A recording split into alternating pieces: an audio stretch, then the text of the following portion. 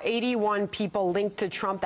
This House panel is seeking documents on people and groups related to the president from all walks of the president's life. And on that list is you, Sean Spicer. That's what I hear.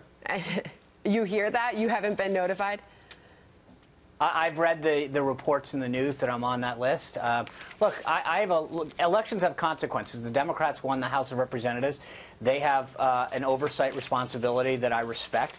The only point that I would make on this that's kind of interesting is it started off with the House Intelligence Committee focusing on Russia and collusion. They came out with a report that said that there wasn't any. Democrats said that it was a one-sided debate and that we needed to look to the Senate. The Senate came out and confirmed that there was no collusion.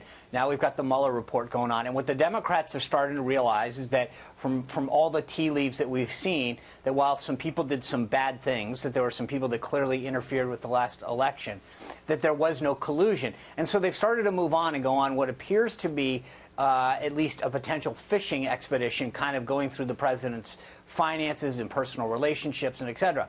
They have a constitutional right and responsibility to exhibit oversight over the executive branch.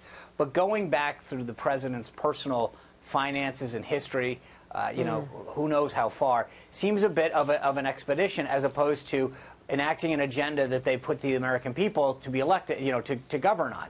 So it's interesting that when given the chance, winning an election, instead of focusing on all these issues that they care about, they call as their first witness in one of their committees a convicted liar. And then the second thing they do is go on a wild fishing expedition. All right. And I want to move on to Hillary Clinton here, but just the AP says that they've asked you to turn over any work diaries, journals, a description of daily events related to your employment with Trump. I know there's probably some legal constraints for what you can say here, but that is being reported. Just can you confirm any of that?